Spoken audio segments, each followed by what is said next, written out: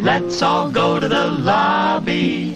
Let's all go to the lobby. Let's all go to the lobby to get ourselves a treat. Delicious things to eat. The popcorn can't be beat. The sparkling drinks are just dandy. The chocolate bars and the candy. So let's all go to the lobby to get ourselves a treat. Let's all go to the lobby to get ourselves a treat.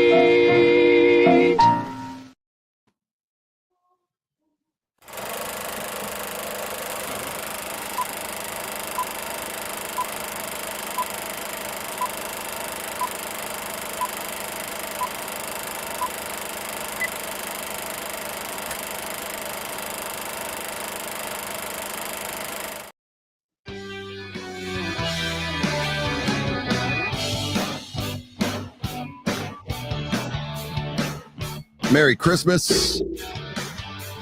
God bless us, everyone. And welcome to Box Office Battles with Greg and Eric. Continuing our best bad movies battles. We're still in round one. We've only done one of these. So tonight, or actually this afternoon, is going to be Mac and Me versus Plan 9 from Outer Space. Our matinee double feature. Yeah, exactly. Just pretend you're going to the drive-in. Enjoy it. You couldn't go to the drive-in at 3:00 in the afternoon, could you? Too bright.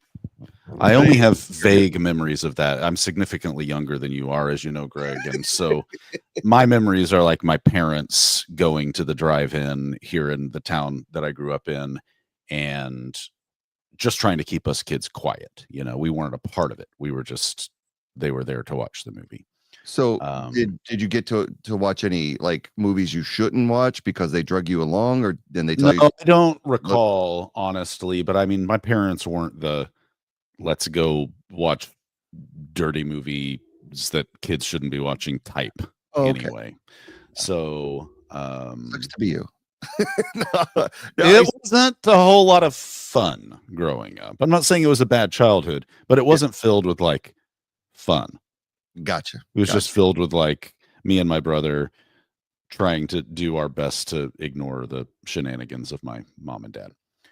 Understood. Anyway, oh wait, this is Box Office Battle. This is not my weekly therapist visit. No, it's not. Sorry, I logged into the wrong thing.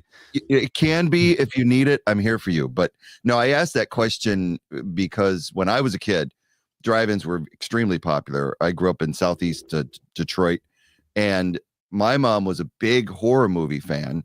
What kind of movie? Horror movies. Horrors. Horror movies. Horror. Painting. Yeah, exactly. So she just actually loved horror movies, and so that was just her thing. And so when I was a kid, it literally warped my mind because I watched Night of the Living Dead with her for the first time on late night TV when I was like 8, and it friggin' warped me. But she didn't care. She just loved them. And so she would go to the drive-in movie, and then I would have to. They always have something innocuous, like first it's kind of safe. And then the late movie would be the really scary one. So I was supposed to lay in the back seat, lay down flat, and not watch the movie, just go sleep. Because by that time, it'd be like my bedtime. And I would, hey, Mom, there's a little crack in between the seats right there. I can see the whole thing. So I watched like Black Christmas, the original. And that one scarred me for life. Halloween, and just the classics. Don't Look in the Basement. I think it was Don't Look in the Basement. Terrified me. Last House on the Left. So my mom was really crazy. She was a big churchgoer, but her guilty pleasure was freaking the scarier the better horror movie. She really loved them. What was her favorite scary movie, if you recall? She really liked Jaws. She took me to see that when I was 9, and not necessarily a bloody horror movie, but she just loved Jaws. She just liked she would watch it a lot. So that was one of the things, and that's passed on to me.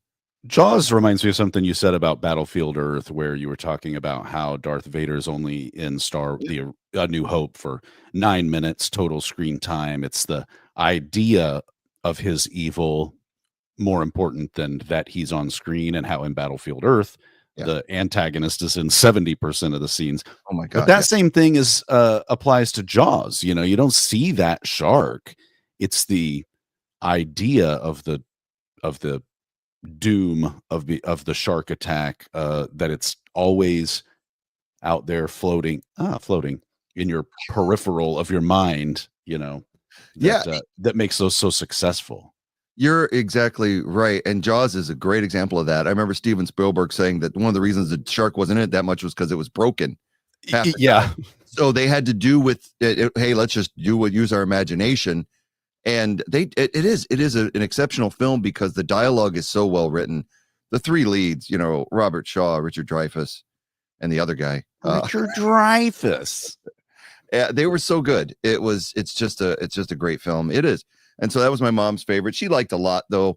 I remember the one that messed me up a lot was Trilogy of Terror, which is like a made for TV movie with Karen Black with the little tiki doll. Way before Chucky, there was a little tiki doll that its chain fell off around it and it came to life and chased Karen Black all through her apartment with a little spear. Oh no. A little tiki doll that was. Is she okay? Yeah. And he had this little tiny spear and he goes, yeah, literally chase her around the house. It was great movie, but man, messed me up. But anyway. Well, we're glad you're okay now. I'm good. Speaking of Battlefield Earth, if you were with us the last time we were on, we did Battlefield Earth versus Catwoman. Battlefield Earth clearly was the worst of those movies. And so we're doing a box office battles instead of looking for the best film. We're actually looking at the worst. And this is something we may do periodically because there's so many bad movies out there. And we came up with 8. We could have come up with 80. So tonight we are doing this special. We're hoping a lot of people can join. I know it's the holiday, so Merry Christmas, everyone. Christmas Eve is tomorrow. Eric had a family thing that you had to do. You can talk about that if you will. But hey, your son did great, apparently. Always, Greg. I am a planner. I like things structured. I like to look at my calendar the night before I go to bed, make sure that I'm prepared for what the next day is to bring me. And so, of course, I react negatively when those plans are interrupted through no fault of my own. Yes, we were supposed to broadcast last week, and my son had a soccer game in the evening, which was going to be no problem. We pushed the start time back a little bit. Thank you for your being willing to do that. And then we got there, and the whole thing was running about an hour behind. And that really, just the second I walked in there and the game ended, and I thought, okay, the boys will run out there. And it was 2 totally different teams that weren't ours. And I thought to myself, maybe I read the calendar wrong. No, I pulled out the calendar. Anyway, big old ordeal. But Eller did score 3 goals. Awesome. And he's a phenomenal little soccer player. And so while it is fun to watch him play, it is not fun to have all of the rest of my plans ruined. But anyway, if any of you listening ever I wonder why Greg is constantly having to cancel or reschedule these things. Never in history so far has it been Greg's fault that we had to move something. Greg's life is like smooth sailing. He just looks out over the water and there's no kids, to take care of. That is true. The job and the lady are, well taken care of. And in my life, on the other hand, just looks like chaos. Looks like the perfect storm. Every time you look out, it's just one wave after another looking to fuck me up the best that it can. My kids are grown. That is true. So 2 of them will be over for Christmas Day. So that'll be nice. 2 of them live near, and then the middle child lives in North Dakota, but they're all grown. So I don't have to deal with, but I've been where you're at. So I totally sympathize. And like I said on text, family comes first. If you have an issue, I'm sure the audience will understand. And you know, I don't have any problem doing it today. You know, tomorrow would have been crazy because of Christmas Eve, and I don't even know what's going on tomorrow. But yeah, no. So we're glad that that you're able to do it today, and we hope that everybody that does get to join us on the live stream, thank you for being here and spending your Christmas Eve with us. Don't forget to share Box Office Battles with Greg and Eric with your friends. And you can always email us at boxofficebattles@gmail.com. And our sites are Box Office Battle Pod on Twitch, on YouTube at Box Office Battle Podcast. Tell your friends we're also on Amazon Music, Spotify, Apple Podcast, and many, many more. So thanks again for everybody that's joining tonight that comes in and out of the stream. We appreciate it. And for everybody that listens on the podcast, numbers are going up. We can't do it without you. So keep telling others, bring the podcast to more and more people because we're having fun doing it and we want to continue to do it for everyone out there. So that being said, we talked about the bracket that we have of the worst movies or the best bad movies ever made is kind of what we call it. And we have one winner so far, which is Battlefield Earth. This is the rest of the bracket. We've got The Room coming up against Waterworld, Manos Hands of Fate coming up against Tiptoes, which is a favorite good bad movie of mine. But tonight, or today, I should say, since this is the first time we've done it at like 4 in the afternoon, the live stream, so I'm going to probably say tonight like 15 more times. But we have Plan 9 from Outer Space, considered a cult classic of bad movies, versus pretty much just a Razzie legend in Mac and Me, a capitalist, capitalist. When communists and socialists get together in their beat poetry reading 1960s cafes, they will only need to point to a future where Mac and Me exists to tell us that capitalism is wrong. Late stage capitalism is especially wrong, but capitalism in and of itself seems like a good idea until the world gives us Mac and Me. At which point, all of society, everything you thought you knew about society starts to fail within one's mind. Exactly. Now, I'll go out on a limb and say that I'm not opposed to capitalism. I think there's value in capitalism. I think that economically there's value to it if with certain limitations. But if I was going to argue for the strengths of capitalism and I'm having a debate with somebody and all they say is, well, what about Mac and Me? I'm basically just going to hang my head and go, yeah, right. It's a poison pill, you know. I got nothing. I got nothing after that. Damn it. Yeah, good one. Oh, well. You got me. Guess we're on to communism then. Exactly.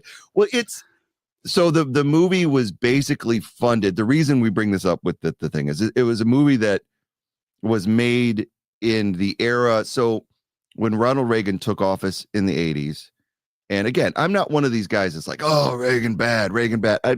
I think a lot of that's overblown. There's bad and good to what he had. The Iran-Contra stuff is bad, blah, blah, blah. We're not here to be political. But one of the things he did do that was kind of ushered in a really weird era in the 80s was they took away the limitations of advertisers being able to promote products within film and media and television, which had been severely limited since like the 60s. Now, back like when television first started in the 50s, you had Fred Flintstone smoking Chesterfield cigarettes on, and so advertising. 5 dentists recommend Chesterfields for their teeth whitening flavor.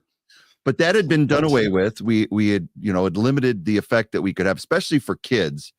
The programming had been, the FCC had regulated the programming to where you couldn't advertise directly for kids, but that was lifted. That regulation was lifted in the 80s under Reagan. And as a result, we had He-Man, which was specifically created for toys, G.I. Joe and Transformers, Teenage Mutant Ninja Turtles. Even though that started as a comic, it blew up. The cartoon blew up because they wanted to sell action figures. And so while Mac and Me wasn't a TV show or a broadcast show, it was also an attempt by 2 huge corporate giants. Mac and Me was made by Coca-Cola and McDonald's. You don't say. Yeah. If you watch the film, it hits you over the hammer. product placement of both of those things. I mean, for crying out loud, from the beginning. So for those who haven't seen Mac and Me, well, you're lucky. You're one of the few lucky ones that have not seen Mac and Me. It is a blatant ripoff of E.T. the Extraterrestrial, a beloved Steven Spielberg film, a great film. Everything E.T. did right, Mac and Me did wrong. Yeah, exactly. Down to the plot product placement. Greg, what candy does E.T. eat in E.T.? Reese's Pieces. Right. We all know that. But it was done in a way that I don't know how far along it pushed the plot, but at the very least, it gave some humanity to this little alien from outer space who, just like us, loves a sweet peanut butter and chocolatey treat, courtesy of the Reese's Corporation. And we know that there's a story behind that where they were going to use M&Ms, but M&Ms didn't want to pay the money, and all of a sudden Reese's Pieces sales skyrocket, right? Because they were but it was as subtle as you could expect it to be within the confines. It was a cute little, cute little way to humanize little baby alien. So as opposed to all of the subtlety of a sledgehammer in Mac and Me, we're like, don't give those aliens water. Give them the life-preserving flavor of Coca-Cola. They hold up the can just so to the fucking camera. Man, this movie, Greg, fucking sucked. Mac and Me sucks. Mac and Me sucks so hard. We already talked about how it can make you question everything you thought you knew about economic systems worldwide, macroeconomic systems. It can make you question how professional people who are proud of the work they do could ever decide that this was worth it. It makes you question why years later you would start a podcast and decide to watch movies like this. It makes you think, what did I do wrong in my life that led me to this point where I'm making myself watch Mac and Me? It sucked. Greg, let's count the ways that it sucked.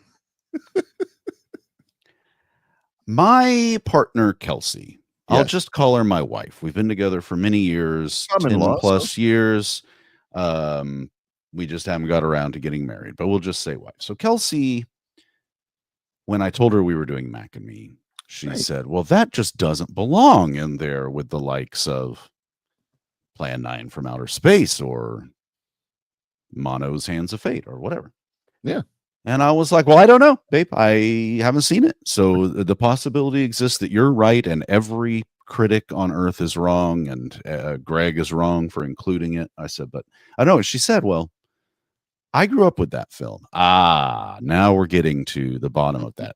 Because a good question to ask yourself, Greg, when you're thinking about things from the past is, did this piece of media come out between the ages of 12 and 19 for me personally? And if the answer is yes, then it is likely that you and I are looking at it through the most positively skewed nostalgia glasses that ever could exist. Well, that's what I thought going into this. Except Kelsey, as we were watching it, couldn't stop saying, look how cute he is. Look how cute this movie is. Okay. Two things here. This alien is not cute, and in fact, is absolutely horrifying. But you know what's more horrifying than this little idiot? Are his parents and sister. Oh, God. Nightmare fuel. They look like burn victims. I mean, that you can see where the neck ends in a lot of these shots from like the plastic or the rubber like head piece is only part of the problem. I mean, these guys are terrifying. This is horrifying. Without a doubt. The movie is also horrifying Now this movie's an hour and a half. So if there's one thing you could say good about this is they didn't feel the need to stretch it into a 2-hour ordeal. Thankfully. Cut it off in an hour and a half. But I'm telling you, I paused it. They do this thing that a lot of movies like this do. And in fact, we're not here to compare this movie to E.T. We're here to compare it to Plan 9. But I think it's fair to look at the things E.T. did right that this one does so wrong. With any movie like this, you're going to introduce an alien or some being or person who doesn't belong, and they're going to have to assimilate themselves into their host family. You know, in E.T. it was Elliot and Drew Barrymore. In Right. this one, it's a kid with spina bifida in a wheelchair with the acting chops of an Amazon cardboard box. But they've got to assimilate themselves in. It took us 47 minutes to get from alien and family make it to Earth. Freak accident happens at the alien processing plant. Alien family escapes. And this little alien, Mac, finds this family. 47 minutes, Greg, to get to, well, now the alien and the little boy are friends who now can move on with acts 2 and 3 of this film. Right. Which are a little nebulous to begin with. That's ridiculous. And I just kept looking at my watch. Like, when are we getting to the part? You're wasting a bunch of time to things that could now, granted, once you finish the movie, you go, well, it wouldn't have mattered either way. No. They could have made it 20 minutes like they should have, left an hour and 10 minutes to tell the rest of the story. It still wouldn't have been a good movie. But that's just one of many problems. A 47-minute act 1. Yeah. Yeah. In an hour and a half movie. Yeah. And the thing is with a movie that has a lot of character development and setup, it's fine if it's interesting. Even the aliens on their home planet, when they get sucked into the Earth probe or whatever it is that's visiting their planet, they're just not even entertaining. They're nightmare fuel to begin with. And then, the whistling. Yes. The way they communicate with the whistles, because they have a permanent pucker, and which is almost like a sex doll, if you will, when you look at it. But okay, I was wondering where I had seen that before. but so they have the permanent pucker. They're just uninteresting. And then once they get to Earth, it's so cliched and filled with scenes of just non-interest. Like, I was just looking at my phone, not trying to not watch the film, but how much time is left, because this is really, really boring. I do have a clip from the beginning, which I just thought was ridiculous when he escaped. One of the things I noticed right away, he's on the military base and he gets shocked on the fence, and then immediately he's in traffic. I don't know. I was in the military. And I don't know too many of the bases that are right outside of a freeway. Yeah, just downtown. Just right in the middle of everything. So it's kind of like a really weird cut. And then it's just the idea of it is a ridiculous scene. So I'm going to play this just real quick. For those listening to the podcast, you won't be able to hear anything. So we will just discuss afterwards. So just enjoy shut a lot the of fuck noise. up. Yeah. Heading towards the north bend. Holy smoke, what the hell is this?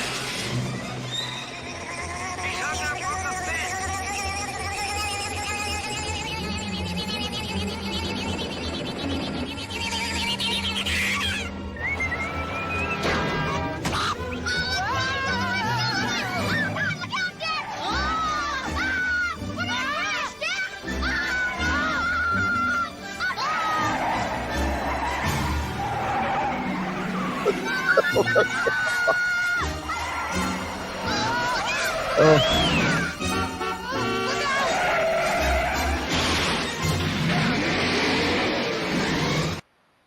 I mean, seriously. God, The man. friggin' Bronco flying over the traffic, getting ready to drive right into their car. It's so goofy and stupid, but it's a kid's movie, right? Yes. And I kept trying to think to myself, because we all have movies. I mean, not just your formative year movies that you might look back on with rose-colored glasses, but like movies that were made for kids, marketed for kids, weren't meant to be serious. There was a movie I watched growing up called Flight of the Navigator that I thought was a classic, just like The Goonies was a classic, just like The Karate Kid was a classic. For me and my brother, Flight of the Navigator was a movie just like that, like on par with that. Now, you can go back and watch it now, and it's dumb as fuck, right? And it doesn't hold up compared to some of the others that I just mentioned. So I was trying to constantly, as I'm watching Mac and Me, say or think to myself, would 7, 8, 9-year-old Eric enjoy what I'm seeing? Would me and my brother beg my mom and dad? Because I never heard of this movie until the Paul Rudd thing that he does with Conan O'Brien, the running gag. Yes. So I didn't even know this movie existed as a kid. Right.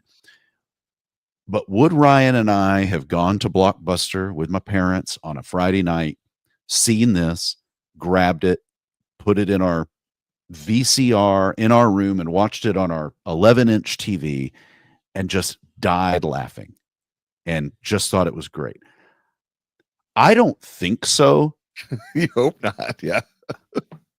Yeah, I mean, and it's easy for like 47-year-old me to think, well, I would have been way too sophisticated for that. And when I wouldn't have been, like every other kid, like I thought the Three Stooges were funny, and they're not.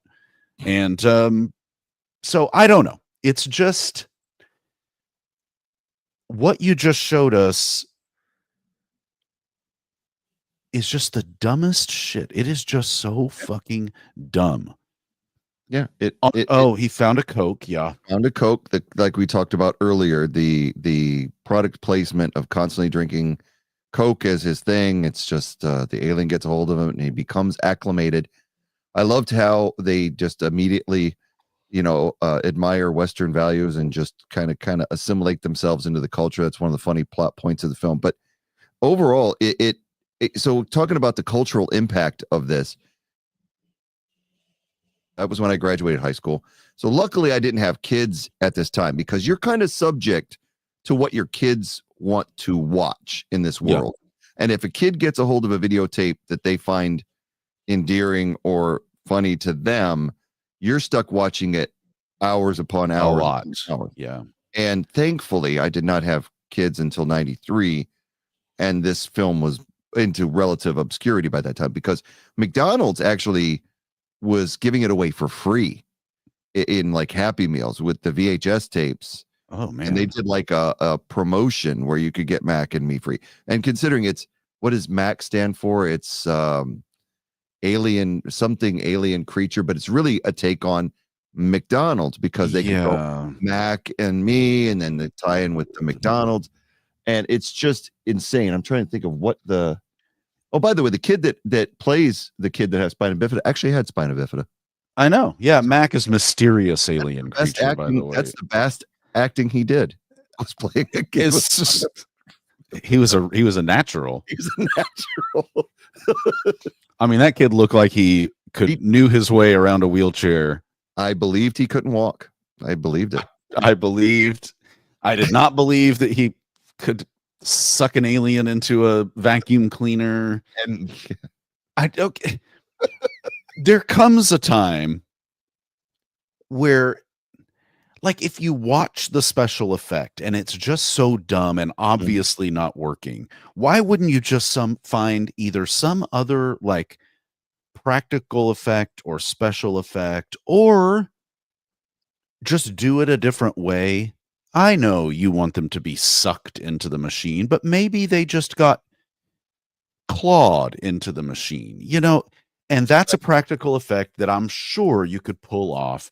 But this dumb thing where they're the most elastic creatures to ever exist in the history of the universe. They do it a couple of times, and it's just so dumb, and the special effects are just so bad, special kind of bad. Yeah. But I, yes, the Mac and Me thing, using that terminology, it's overboard on Coca-Cola for the first part of the movie. Yeah. And then it shifts in the middle to being overboard McDonald's, because guess what? The cute girl across the street, she works at Oh McDonald's. yeah. And when I mean, this movie mirrors the plot line of a lot of movies like this, not just E.T., but the government is eventually going to want their alien back, and so the feds show up, as they always do, and they're poking around. They're always the bad guys for some Yes. reason. That damn government trying to protect me from alien life forms that probably shouldn't be here. But they show up, and when they need to escape, they escape off to a McDonald's. Yes. Greg, you know what's waiting for them at the McDonald's? a dance party. A dance party. Yeah. Because every McDonald's I went to, that every birthday party, we had extremely well choreographed dancers. We had football players from, I believe, the Washington Redskins at the time that are exceptional dancers. Yeah. And we have an alien in a teddy bear suit to disguise from the feds, who apparently know that the alien's in the teddy bear suit, even though they didn't. That must have happened off screen, because we never see them go, oh, it's in the teddy bear, because the whole thing, he's in a teddy bear. Well, it's just so convenient. I have that clip as well, because this was absolutely one of the few times in the film that I actually laughed out loud, but mostly for how incredulous it is. I was like, oh, you've got to be kidding. So this is the dance party scene from Mac and Me at the McDonald's. Teddy.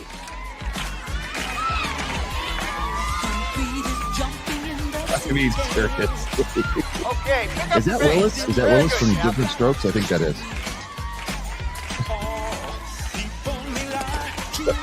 There's the Redskins. There's the feds, and there's Mac and Me dancing away in the teddy bear.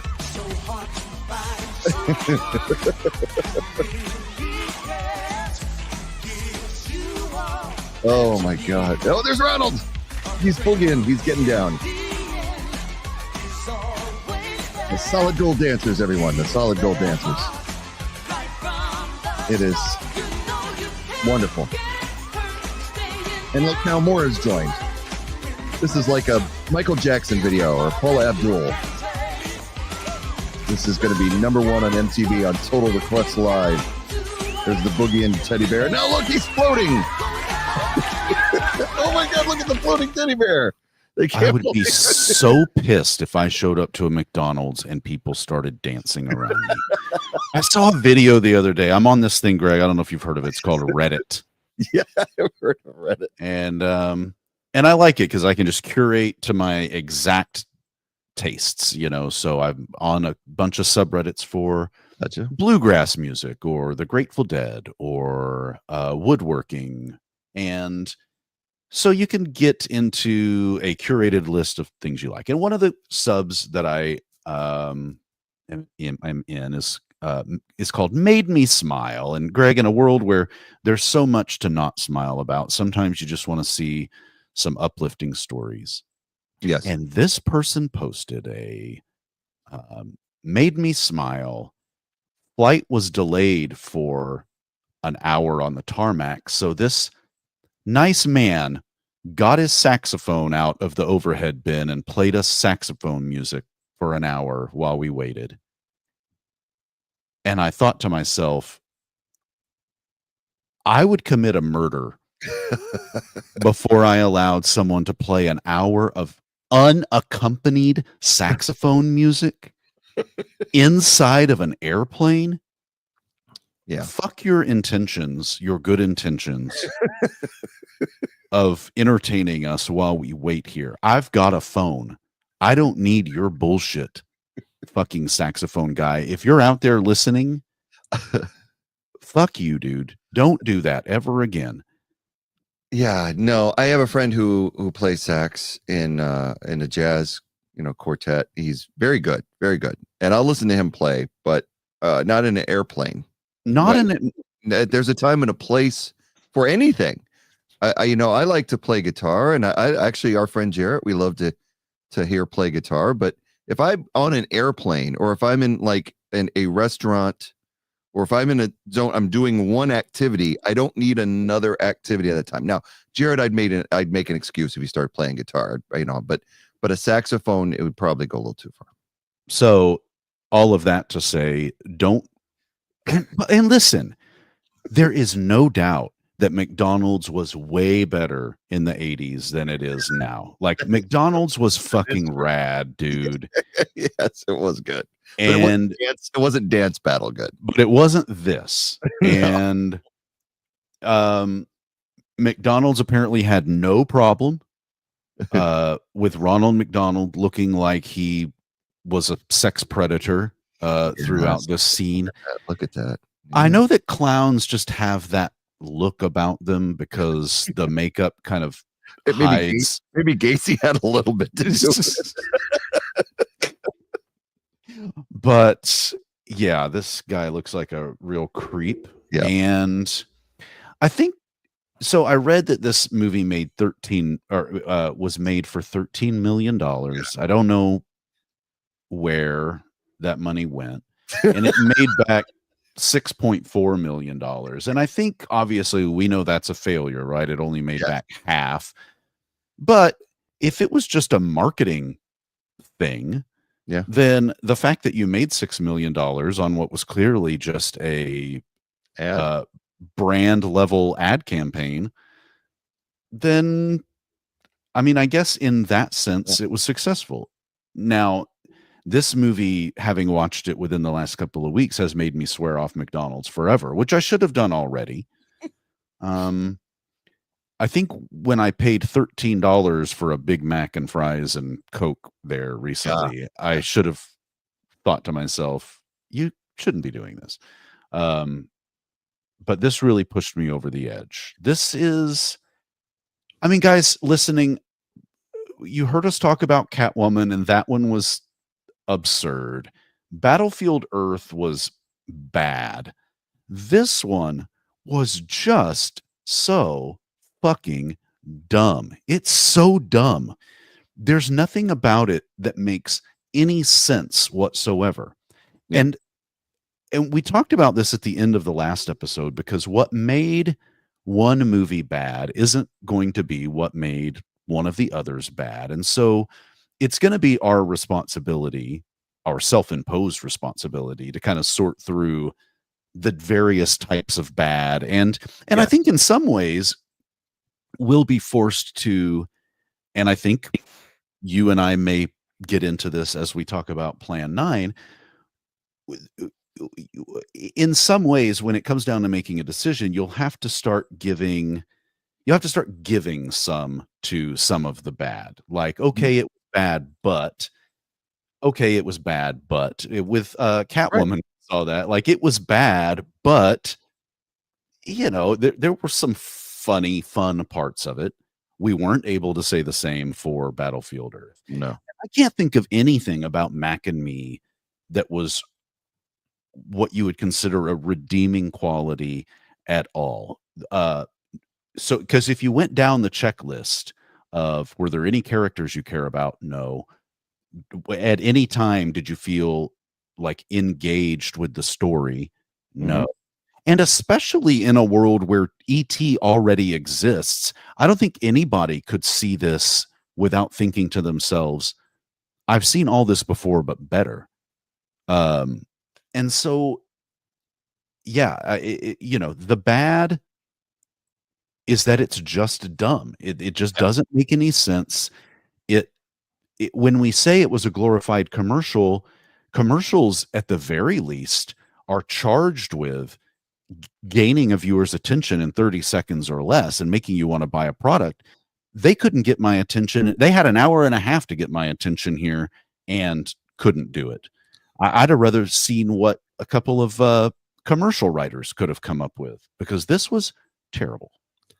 Yeah, it was like they took E.T., the concepts of E.T., replicated it, threw in a kid with spinal disease to go with it to evoke sympathy, and they tried to make it fun, but every character is basically annoying. All the plot points are over the top cliched. The acting is atrocious for the most part. The mom's kind of hot, but other than that, it's funny when you what's going on? Christine Ebersole, I think. Oh yeah, that is. Yeah. She was actually a popular actress. They actually offered the part to Kim Basinger, if I believe. So she was trying to be that MILF character, that the mom who's a widow and still kind of hot. It's kind of funny. Like when I was a teenager, I wouldn't have thought her to be attractive, but the older you get, the more you find older women attractive. So just she's a Tony Award winner. Oh, by the way, you know who I feel the worst for? What's that? In this whole thing? Ronald McDonald? No.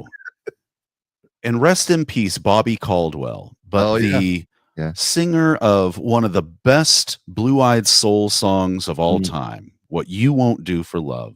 Yeah. Has one of his songs shoehorned into this motherfucker. Yeah. And he didn't deserve that. Alan, the music is not bad. Alan Silvestri. A very renowned 80s composer for film. We played that scene earlier. You can hear the great Alan Silvestri give the music for it. So they put some money into the music. That's where 12 of the 13 million bucks went.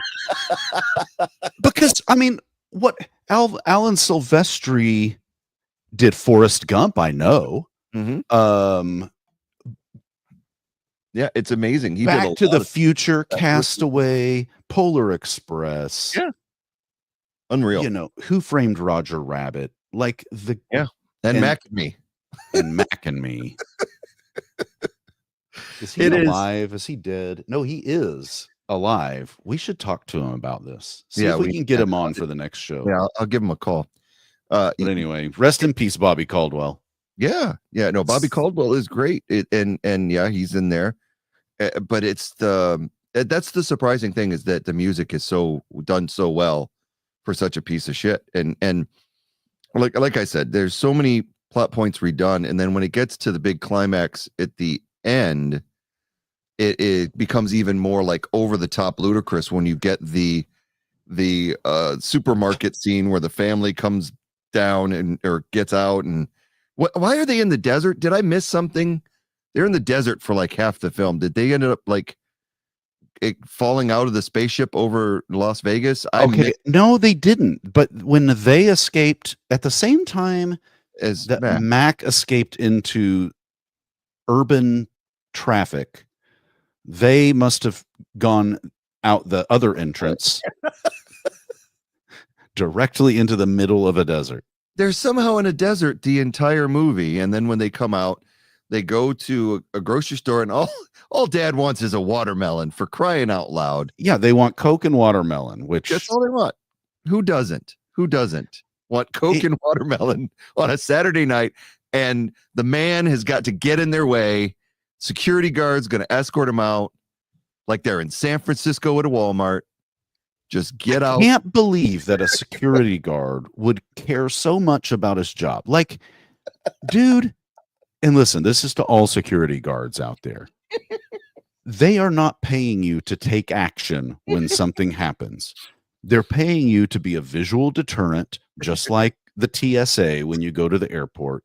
They expect nothing from you. And even if they do, you should expect nothing of yourself when it comes to confrontation. Just let these aliens walk out with as much Coke and watermelon as they want. Don't be a hero for when was this, 88? Don't be a hero for $3.85 an hour working your part-time grocery store security gig at about $3 worth of watermelon and Coca-Cola. It escalates to the point where the whole gas station, or the gas station / supermarket, it's blown to smithereens, all because they had to start some shit. I was like, said to Kelsey, because I probably looked down at my phone too, and then I looked up and the whole place had blown up, and I said, "Why did that happen?" And it blew the kid not entirely out of his wheelchair, Yeah. but he died. Right? Yes. Yeah. And I looked at Kelsey and I said, "What?" Because okay, that's an ending I could get with. If you set this whole thing up to give us like one of those Bambi or like Land Before Time things, I am in for this. No, guess what? Unbeknownst to us the whole time, if these aliens can just get their hands on some Coca-Cola and start feeling better, which we all do if we haven't had caffeine in a while, get cranky, get headaches and whatever. Well, goddamn it, Greg, if they can't bring you back from the dead, they laid their hands, the laying of hands, which for those of us who are at least Christianity inclined, may have grown up in some realm like that. But the laying of hands healed are but crippled. Enough, did not cure his spina bifida. Okay, I would like to point out that never in the movie do they claim that the character has spina bifida. He's just in a wheelchair. We only know that the actor himself had spina bifida and was in a wheelchair. A lot of people, this is a fun trivia fact, that's actually his wheelchair. They didn't have to bring in it saved money, a new one. but the thing is, he dies, they bring him back to life, but he's still crippled. It's like, okay, could you have gone you can resurrect from the dead, but you apparently sorry about your legs, idiot. Your spinal injury, but whatever. Try being born without spinal bifida next time. I did read in the trivia that the cops shoot the kid in the original version that was shown in Japan, but they took it out of the American version because, they don't want to show a cop shooting a kid. That's only for the so sensitive. Yeah. But anyway, it's and so that's even dark enough as it is. So that they heal him. So again, ripping off ET with the finger. ET only took one finger and he could fix you, but they have to lay hands on you and then again not cure your spinal disease. But in the end, and ET just was such a phenomenon. We as kids would put ketchup on our finger and say ET phone home, and the bike flying across the moon thing. I remember being really terrified of when the feds show up in ET and they put the bubble all over the house and they're like walking in and it's crazy, like very well filmed. Yeah, and so there are so many moments. Like I have not seen ET in probably 30 plus years, and I've described 5 or 6 scenes from that movie that are just so culturally important and relevant. And here's a movie, honestly, that had a blueprint on how you could do a movie like this for kids with this subject matter, with this entire plan. They gave it to you. Here, just do it like this, and all you've got to do is make it 10% better. And they made it 1,000% worse. Anyway, don't watch Mac and Me. This movie sucks. No, it is a horrible film. And in the end, they become U.S. citizens, which again, my God, why? in today's climate, hey, illegal immigrants, and they get their citizenship. So cause a lot of trouble, though. I can't. And they the Trump would have humans kiss them on the mouth after they get their citizenship and give them hugs and stuff. Like, I don't care. That's creepier than a naked alien is an alien in human clothes, and then the humans give them a kiss on the mouth. Yes, I can't handle it. And so it movie ends as they drive off in their Cadillac DeVille, Coupe DeVille, pink Cadillac, and he blows his bubble gum, and as it pops in the worst Better Off Dead animation. cartoony animation letters. It says, "We'll be back." Yeah, the hell And you the will. good news is that this movie made so much, didn't make any money, and so they never did come back, and we never were subjected to Mac and Me 2. No. Now, all I would say to give this movie any props whatsoever is that Paul Rudd has done Yes. a great service to us all and turned this unfunny piece of shit into and stupid. Have I said, Greg, that this movie is stupid? You have. It's stupid. And he took this stupid, unfunny piece of shit and has turned it into a really funny running gag with Conan O'Brien. So I recommend, if you haven't seen it, just go on to YouTube or Google. Oh, you have one of them? I have one of them. I actually made my wife watch a bunch. We just pulled him up on YouTube and watched from the very beginning. He was actually on Friends and teased that he had a clip from the finale, from the series finale. Okay, let's watch, because I love these. Was like, oh, really? No, that's not the clip I've got, but I kind of did something in the middle just so you get the idea. Because by this time, the audience knew when Paul Rudd came on, because every time he guested, he would pretend and say, hey, I've got this clip, and not show the clip. He would show a clip from this clip, same clip from Mac and Me with the kid rolling down the hill in his wheelchair.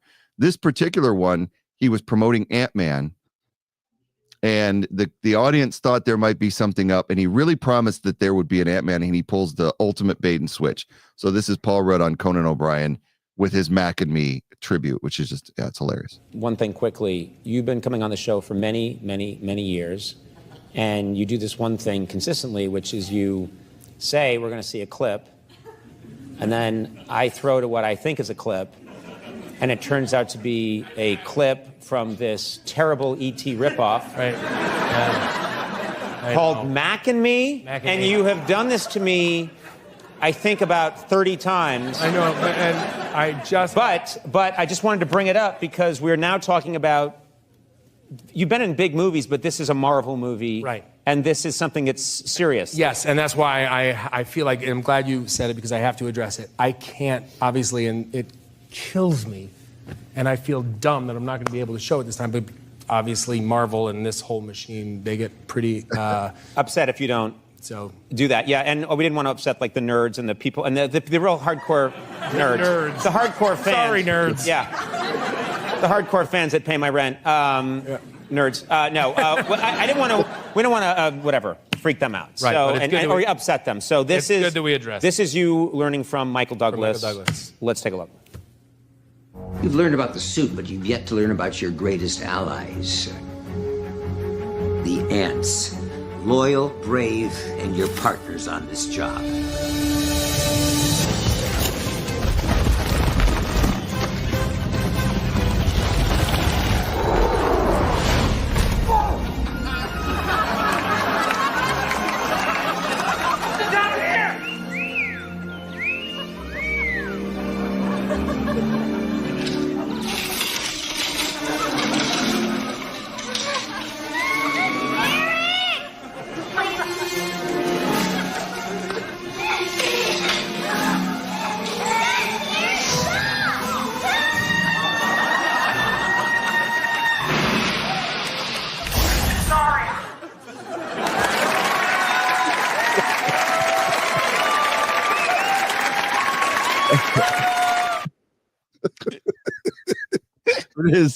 It is a great running gag. He did it on like Conan's finale too. He came out and had a clip from something else, and everybody knew what was coming.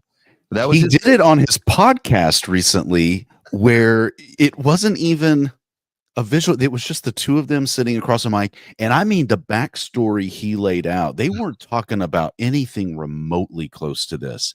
And he was talking about like a co-star and about a, you know, like all kind. It was so, it even caught me off guard to where I was like, son of a bitch did it again. He does it all the time. It's so good. It is. Yeah, that's one of the best running gags. But yeah, the movie altogether, I mean, and that scene sums it up. That's probably one of the more iconic scenes for Mac and Me because of Paul Rudd, but total piece of garbage. Now, what it's going up against on this episode It is in 1957, Ed Wood, if you know who he is, he's infamous for bad filmmaking, just like Roger Corman and a lot of other bad directors of their day.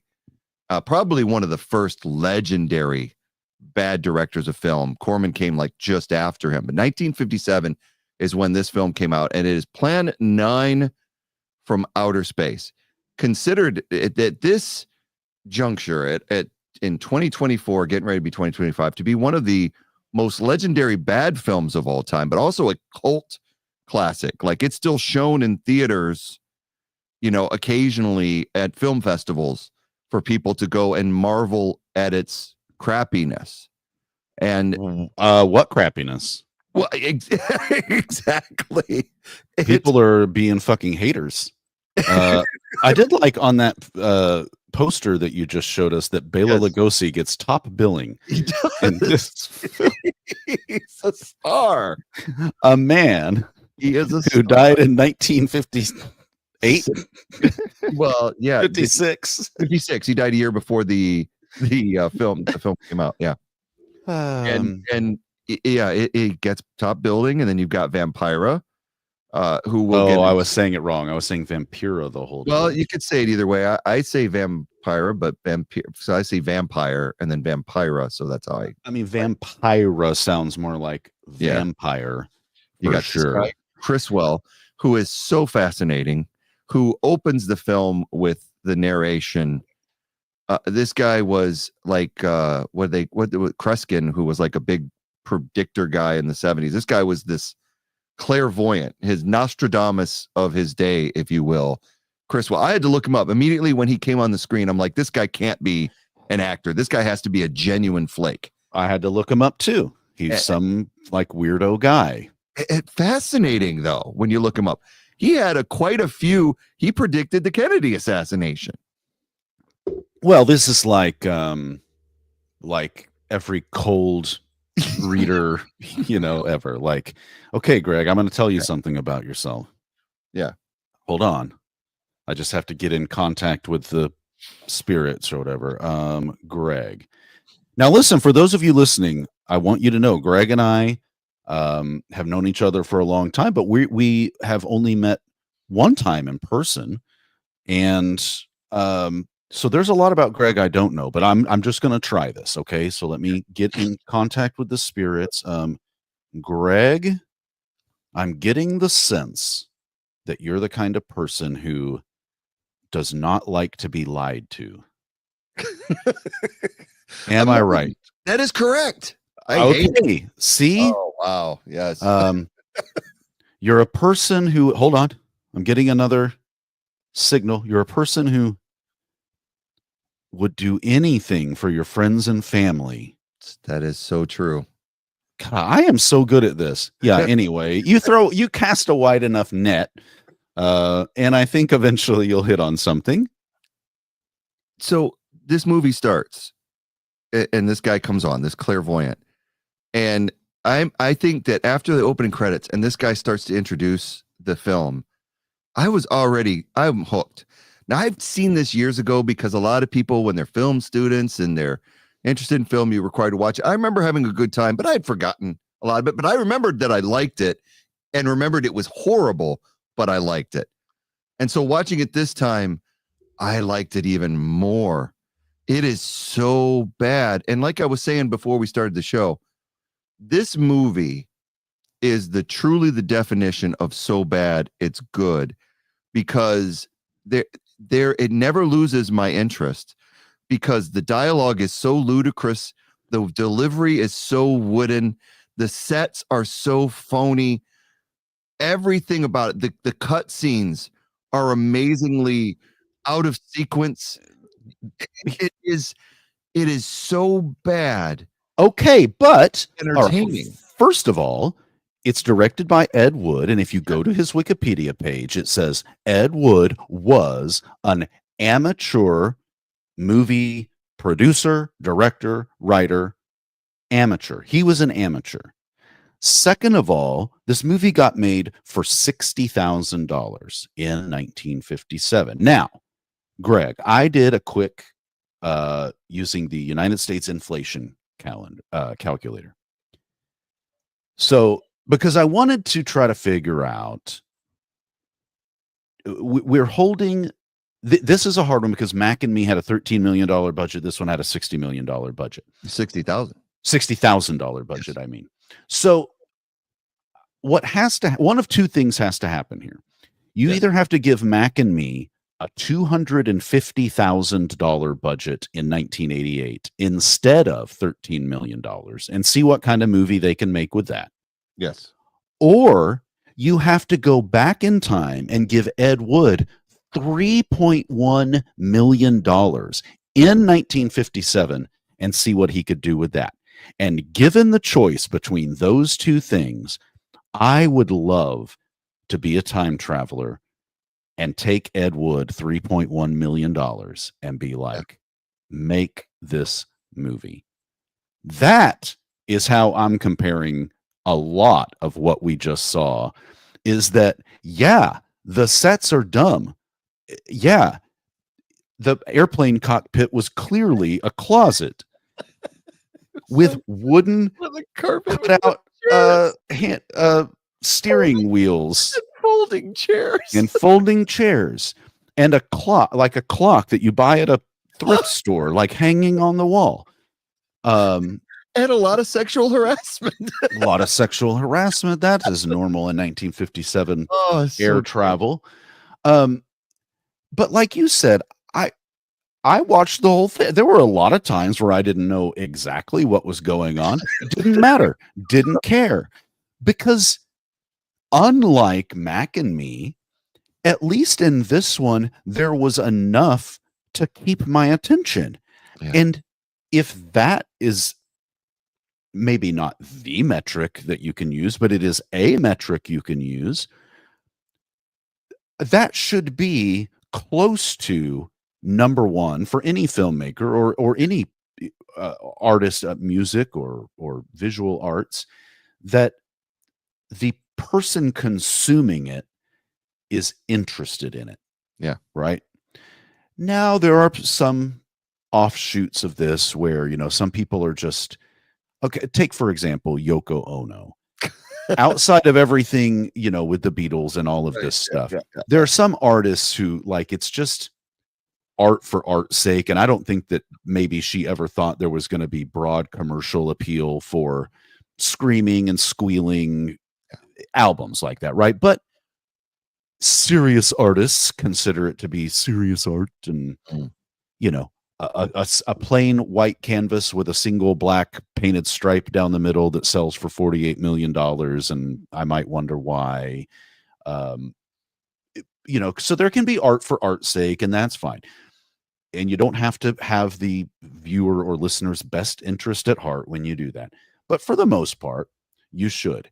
And Ed Wood succeeds so much more at doing that than people given a budget 100 times what he had to make his movie couldn't do it. It was amazing. It is it is one of the shittiest movies I've ever seen, and yet at the end of it, I was just like, hell yeah, Ed Wood, hell yeah, you do you stupid bastard. There's so much to love about the film, from Criswell's opening to the fact that, I brought it up before we went on air. I rewatched Ed Wood, the movie from 1993 with Johnny Depp. Martin Landau plays Bela Lugosi, who he won an Oscar, Best Supporting Actor Oscar for. And I tell you what, if you don't know who Martin Landau is, he was the master of disguise on Mission Impossible that was what he was known for. He was in a lot of other shows, Space 1999. He was a really good TV actor. This guy was cast as Bela Lugosi, and if you watch the film, he is Bela Lugosi. If you watch this movie and then watch Ed Wood, you'll go, holy shit, they did a really good job. And it tells the story of Ed Wood, from the beginning of his career through Plan 9. Well, Plan 9 is kind of the culmination in the movie. And it is so fascinating. Johnny Depp is amazing in the film. You get an idea of what Tim Burton directs it. So it's really well worth seeing. But one of the things that I liked about it was his relationship with Bela Lugosi. Ed Wood was an aspiring filmmaker but more than that, he loved movies.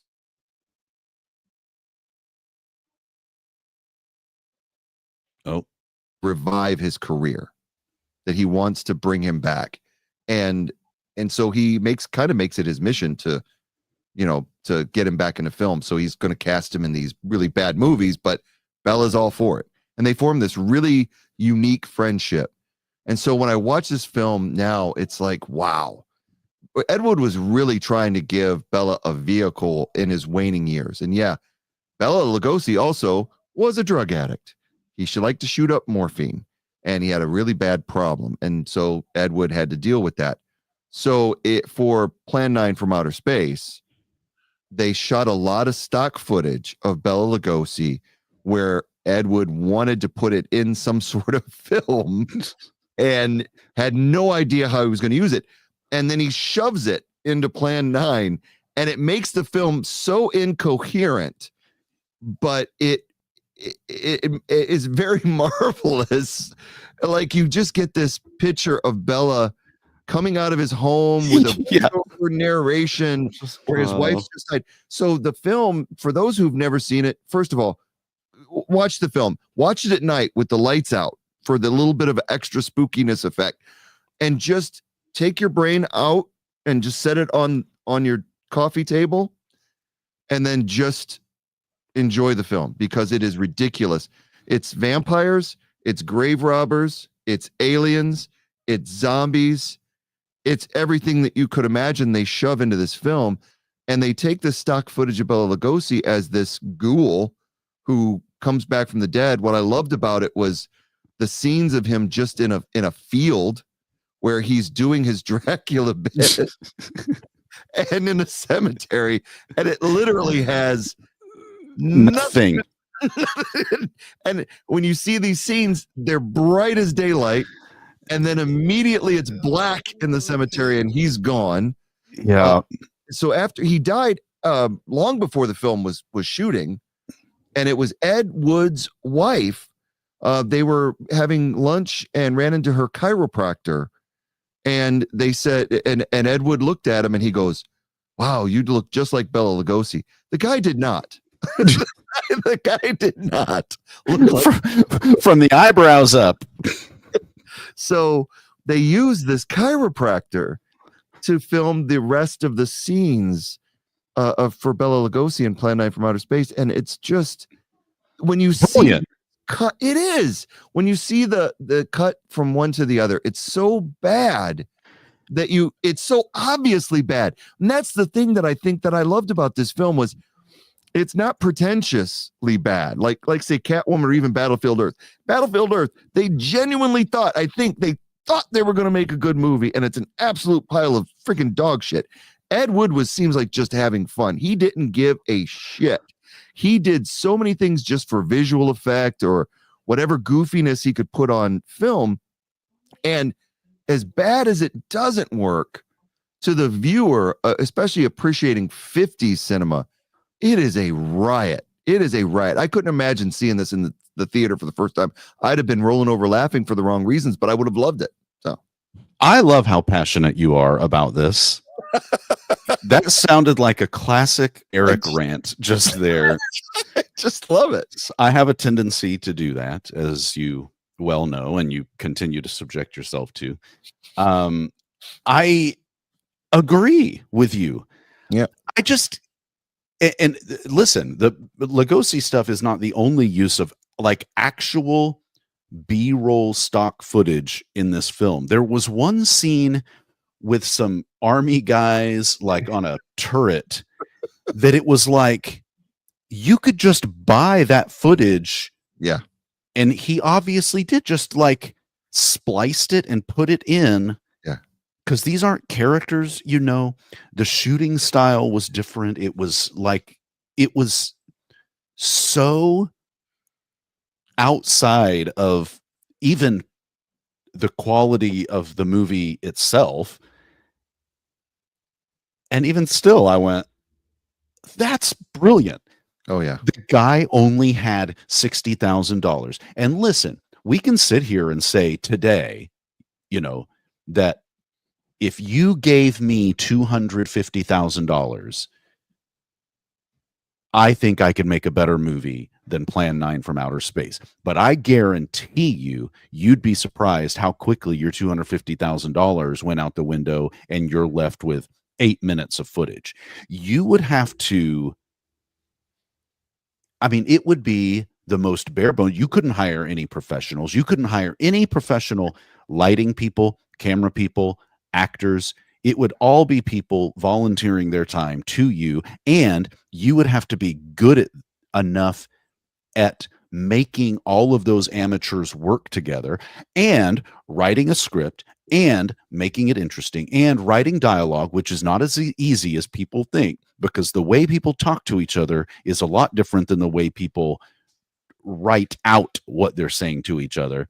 And you can think that you're writing it out and thinking about how someone will say it, but history is littered with movies where that's clearly not the case. Yeah. You couldn't do it. I guarantee you, not a person listening, nor me. Maybe you could because you have some foundation in this that the rest of us don't. But I don't think you could make a better movie than Plan 9 from Outer Space today for $250,000 if you tried. No. And that is a testament to, yeah, the guy was an amateur, continuity issues, and but you know, it's like watching a high school play. You know, yes, I know that the forest scene that you set up isn't really happening in a forest. I know that. But I also know that there's a bunch of kids working in there doing set dressing and building props and stuff to make it look as close as they can to the director's vision as they possibly can. Yeah. And at least this was a genuine person trying to do a genuine thing, as opposed to spending $13 million to create a glorified Happy Meal commercial that still wasn't as entertaining as this. Yeah, and look at in this image of Vampire right here. He put a lot into the visuals, and this scene here is genuinely creepy and fun to watch. The Tor Johnson, who was a professional wrestler, who's also a ghoul in the film. You know, he has several scenes where the coming out of the grave, just brilliantly cheesy, brilliantly entertaining. You know, as far as it's spooky as hell, and you laugh at it, but it's also like, yeah, he's clearly having fun, and it's clearly done on sound stages with a lot of fake props and everything like that. But look at the visual of Tor Johnson coming out of the grave. The uplighting from underneath, is done well. It just has, and again, the plot's all over the place because it's Bela Lugosi's a vampire. Is he not? He's a ghoul. Okay, so he's a ghoul, but he's doing his Dracula thing, but he's a ghoul. He's not a vampire. All right. The aliens come down to raise the dead, to have them attack. Okay, I got that. All right, so now it's an alien movie. It's like, okay. But and listen, as these things start to happen, and if you haven't seen the movie before, one might think that all of these dots will eventually get connected. So, Greg, you're allowed to introduce as many random elements as you want throughout the course of a film, because if you're creative enough, you can make it all make sense at the end. Exactly. Now, that doesn't happen in this movie. No. Which is fine. But what does happen is a delight with the flaming fake flying saucer that blows up. It is so great. The flying saucers on the strings, where you clearly see the strings. It's like it's intentional, but you don't know if it's intentional or they're really trying. It just amazes me. Again, were hubcaps, and I read on the trivia that they were just actual flying saucer model sets that they bought at a toy store. I believe it. They painted. That's fine. Give someone today $250,000 and tell them, shoot me a single scene that looks like a realistic UFO hovering above ground, above a city. Let's just say that. we wouldn't be able to do it. I'm sorry, No, but yeah. I They did it with a fishing pole and a toy. right. And I mean, Right? there is a charm Yeah, it is. to the stick-to-itiveness of Yeah. no. I mean, I feel like he knew that. I mean, because there are this is not like it was so early in the creation of movies as visual art or even cinema as an industry in Hollywood. I mean, this is still 30, 40 years into it. So he knows that he's not making Gone with the Wind and Casablanca. And he's not making a class. He knows that. But what he also knows is I am passionate about this, and the passion shows through. Right. Dumb plot, dumb sets that he even got it made and got it from conceptual idea to pre-production to filming to post-production, that he got that over the finish line is testament enough to the person that he was. I haven't seen Ed Wood. I will try to make it a point to watch it. Because I'm intrigued enough by just watching this movie, as bad as it was. You know, it's really weird about Ed Wood, and I wholly recommend watching it. I mean, it is a really, really good Tim Burton film, and it is filmed completely in black and white, so you get that aesthetic. Johnny Depp is masterful in it because he really does he acts almost like a John Waters type of character that's a little bit creepy.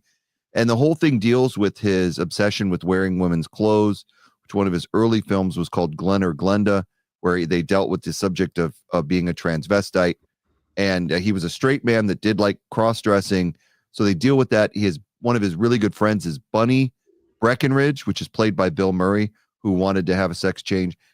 Again, Bill Murray in a movie like this playing a gay transvestite, it is hilarious, and he does a really good job with the material. It's just and in the era of the early mid 50s where this stuff is really, really taboo, it's very interesting to see that in that cultural sense where they're building this film. So I can't recommend Ed Wood enough just to get this backstory of it. But going back to the film itself, everything you said was correct, is that when you watch Ed Wood, you see how passionate he is in getting this movie made, and he still considered it his pride and joy. One of my favorite lines of Ed Wood is he's watching this horrible film, and he looks out at the audience expecting joy. He doesn't see much of anything, no reaction. And then he looks at the screen and he goes, "This is the film that I'll be remembered for." And I looked at my wife and I went, and he was right. Yeah. He was right. So one of the things I wanted to do is show a couple of clips from it. These are just great stuff. About 30-second clips. This is Tor Johnson, who we found it was a wrestler, played amazingly in the film by George the Animal Steel. Very similar builds and everything and look, and great as Tor Johnson. But Tor plays one of the original zombies in the movie that the aliens are trying to control. And that's Bunny Breckenridge as the supreme leader sitting down. That's who Bill Murray plays in the film. Outstanding. So let's watch this clip where they demonstrate to the supreme leader that their new creation, what he can do. And things go a little awry. They have been viewed many times, but not at the scene of operations. Something must be done about that.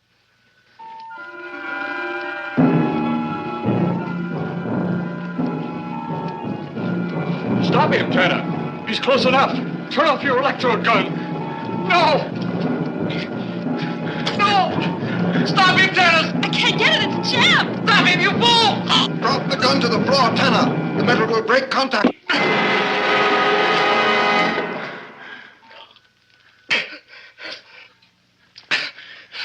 That was too close. Man, I mean, the intensity.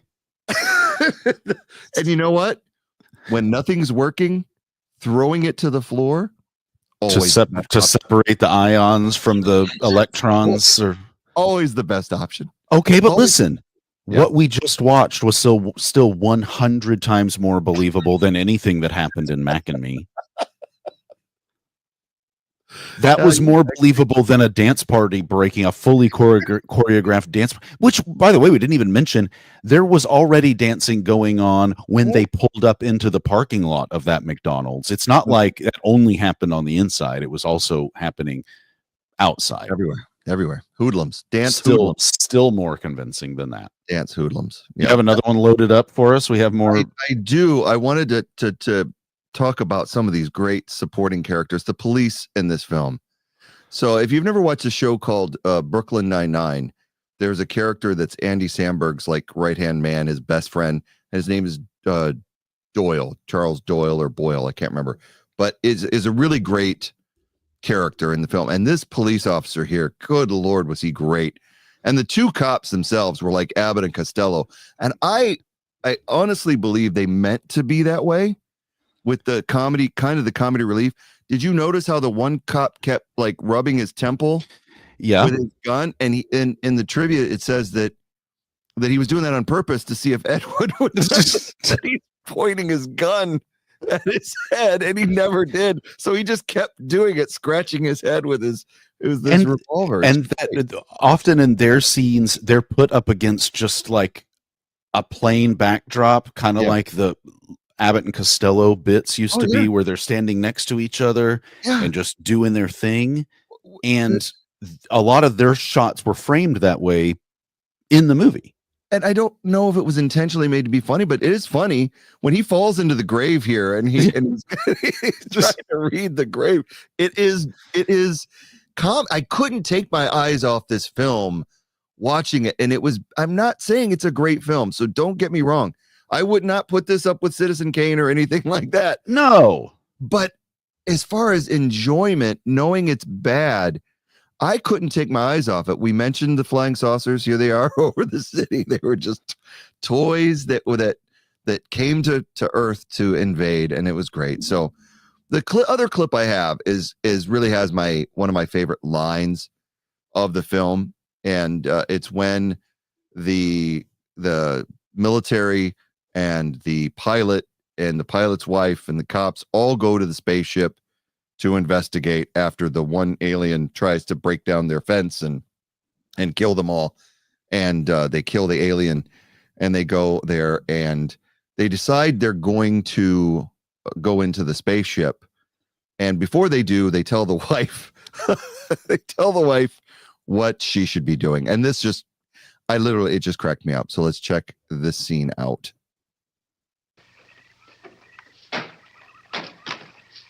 Colonel, I've been out here so often, you think I've taken a lease on this place. Not a long lease, I hope. I see what you mean. But you know, I can't help but feel the answer's out here somewhere. Is the girl safe?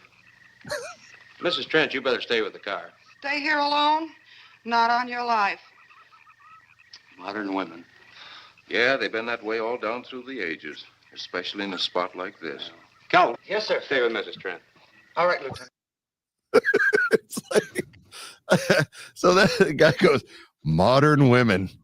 In that way through the ages. In that way. And my wife is sitting there. She wasn't really watching the film. She's kind of on her phone.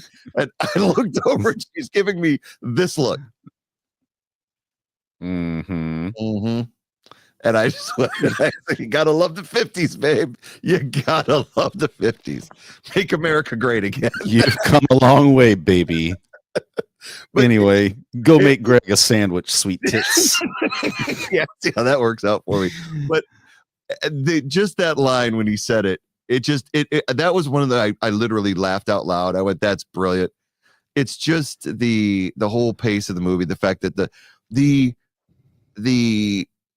other alien henchman, when he gives his speech near the end of the film, when he's just talking about how evil that the human race is and how they just turn it becomes this big political film all of a sudden. Yeah, I started to feel bad about myself. I had to pause it for a second. Was like, I mean, It's like we a have come a 3-minute long way since the 50s. You know, people who are like, you know, things were better back when I was a kid. And it's like, better for who? Yeah. Because, like, I think for a lot of people, things are a lot better now than they were then.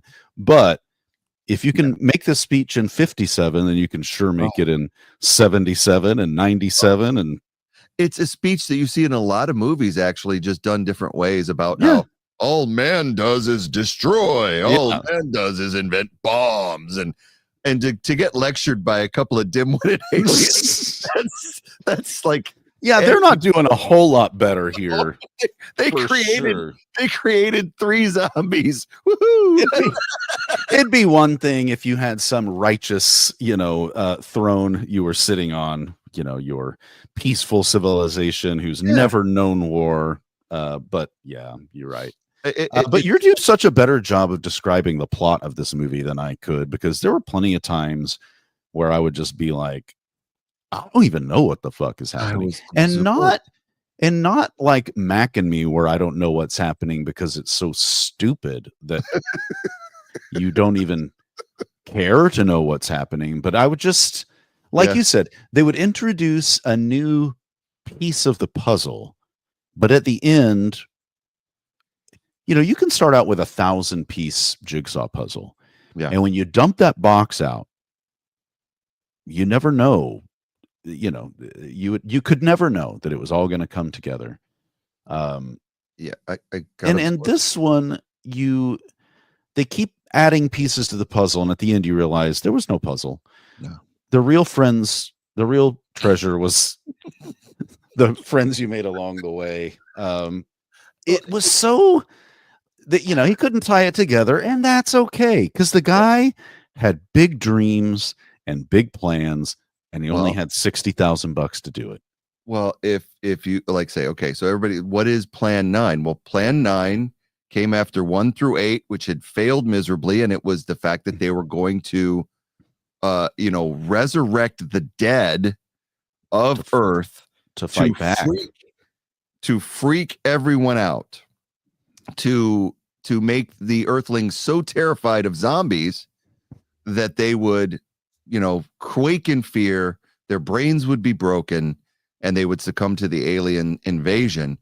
But the problem was they resurrected 3. Yeah, and it wasn't enough. And they weren't very good at what they were doing.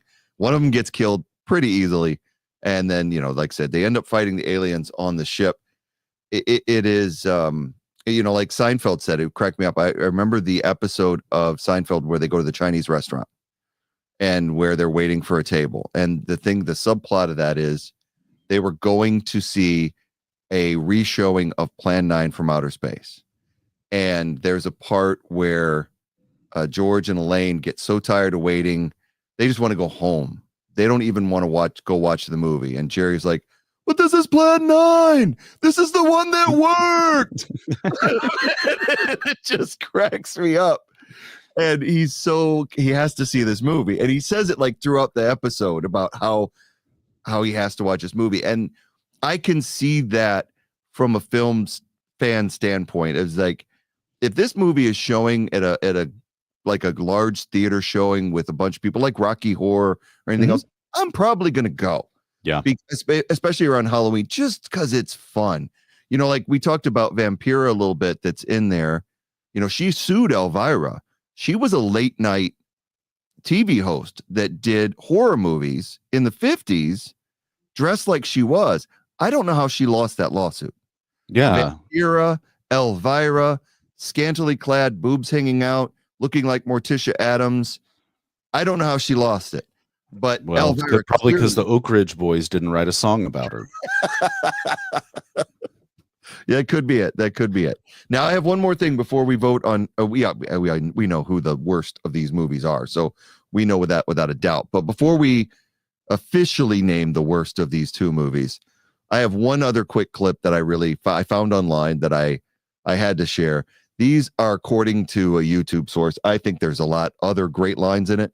These are the top 9 lines or movie lines from Plan 9 from Outer Space. Oh, okay. Yeah. So everybody enjoy this.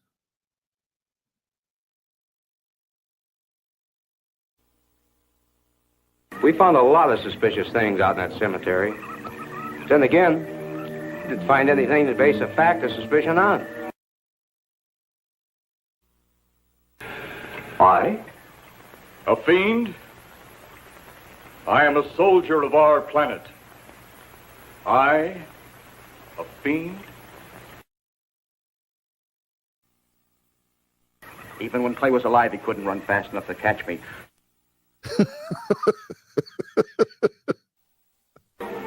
The saucers are up there, and the cemetery's out there.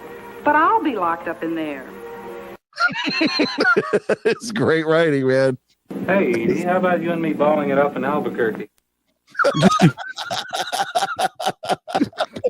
Inspector Clay says, murdered. And somebody's responsible. I loved that one. Future events such as these will affect you in the future. What do you think will be the next obstacle the Earth people will put in our way? Well, as long as they can think, we'll have our problems.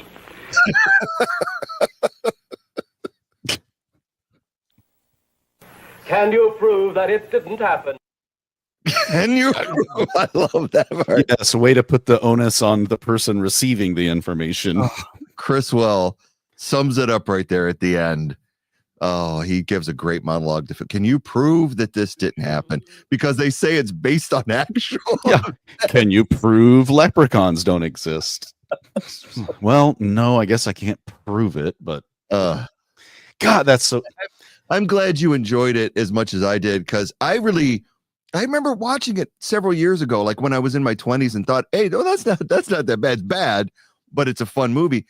Watching it again now, I had the best time. And I don't even know if I was in a great mood when I started. Sometimes you can be in a really good mood and start a movie and it could really suck, but you don't care. Yeah. Like I've watched movies like that where everybody hates it. Case in point, everybody hates the new Christmas movie with Chris Evans and The Rock called Red One. Well, I had a couple of drinks. We put it on over the weekend. I laughed. And then I tell my friend, yeah, I watched that new Red One with The Rock. Oh, that was a piece of shit. And I'm like, oh, I kind of like that. Now, granted, I had a few drinks before Greg I watched. Four Bourbons really enjoyed it. That's right. Greg on Four Roses thought it was the best. But so that's the thing is that, but this, I didn't even like have a mood. I wasn't having a few drinks. I just put it on to watch one evening and I had the best time as much as it is bad. So Kelsey, when we got done with this one, because I watched Mac and Me first. Yeah. And when this one was going off, she was like, well, obviously Mac and Me was better than that. And I went, oh no. Mac and Me sucked. This was awesome. So the winner actually in our backwards ass way of putting this whole thing together, the winner is Mac and Me for sure. Out of 100 times, if you offer me, hey, why don't we get together and watch one of these two movies? Yeah. I will choose Plan 9 from Outer Space every single time. There is nothing worth going back and rewatching Mac and Me for ever in your life. Zero redeeming qualities, zero heart, zero professionalism, zero anything that would make a person want to revisit it. No. Plan 9 from Outer Space, I guarantee you I could watch again today and find something that would crack me up that didn't crack me up the first time. And it would just, there's a charm to the little engine that could. You know, we all read that little book as kids. And the desire to want to make this happen, and this kind of against all odds, and I'm not saying he had some turbulent time getting the movie made, but just that there is no budget and he'll just make it work. And listen, again, no one is saying this is a good movie. It's not a good movie. Certainly between the two of these movies, it's better. And it's honestly I mean, of the 4 we've watched so far, it's the only one I would say that would be worth your time checking out. Yeah. Catwoman was okay, but no one needs to see that. Yeah. I could actually go watch Plan 9 from Outer Space right now. I could literally put it on right now and be like, and just giggle my way through because the dialogue. So there's a difference between bad dialogue and dialogue that is so bad that it's actually hilarious. That it is so, like we just showed all of those lines. That's the whole movie, folks. That's the whole movie. The whole, like the guy hitting on the right when the pilot starts hitting on the stewardess when she comes in, or flight attendant. But if she comes in, I just was like, oh my God, that dude is going all out. And when he said, do you want to do some balling in Albuquerque? Balling up.